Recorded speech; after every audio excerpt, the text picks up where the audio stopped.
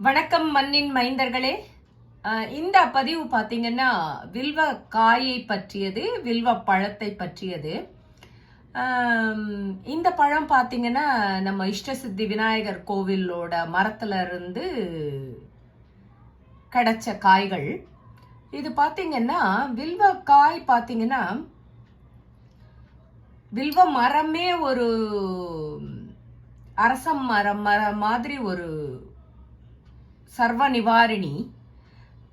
வில்வ காயை வெயில்ல நல்லா காய போட்டு அதை எரிச்சு சாம்பலாக்கி டெய்லி பல் துளக்கிட்டு வந்தோம்னா பல் சம்பந்தமான எல்லா பிரச்சனைகளுக்கும் அது ஒரு தீர்வா இருக்கும். அது மாத்திரம் இல்லாம இதோட சதைய பால் விட்டு அரைச்சு தலையில தேய்ச்சி குளிச்சோம்னா கண் எரிச்சல் இல்லாம இருக்கலாம்.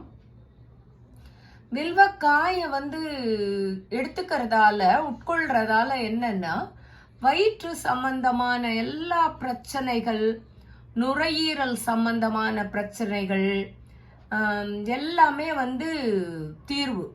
அதாவது வயிற்று போக்கு, வயிற்று உபுசம், இது எல்லாத்தையுமே தீர்க்கக்கூடியது. இது இதோட பழத்தை பழம்னா நம்ம எல்லாருமே யாருமே நம்ம மரத்துல இருந்து கனிஞ்ச எந்த பழத்தையுமே நாம உட்கொள்றது இல்ல. இயற்கையா அது கனியணும். கனியும் போது என்னன்னா வெடிபட்டுடும். வில்வ பழம் பாத்தீங்கன்னா மரத்துல இருந்து பழுத்து வெடிபட்டு கீழே விழுந்துடும். அந்த பழத்தை எடுத்து அதுல இருக்க விதைகளை நீக்கி அதை சர்பத்தா கூட நம்ம செஞ்சு வச்சுக்கலாம். அதில் தேன், கொஞ்சம் குங்குமப்பூ, நாட்டு சர்க்கரை இதெல்லாம் போட்டு நல்லா மிக்சியில் அடித்து வச்சுக்கிட்டு பாட்டிலில் அப்பப்போ கொஞ்சம் கொஞ்சமாக எடுத்து சேர்த்துக்கிட்டோன்னா உடம்புல இருக்க பாதி பிரச்சனைகளுக்கு தீர்வு இந்த வில்வக்காய். அதுவும் சிவனடியார்கள் பார்த்தீங்கன்னா இந்த வில்வக்காயோட ஓட்டை இதை காய வச்சு 2ஆ அறுத்து இதுலதான் விபூதிய வச்சு அதை டெய்லி அந்த திருநீரை இட்டுக்குப்பாங்க.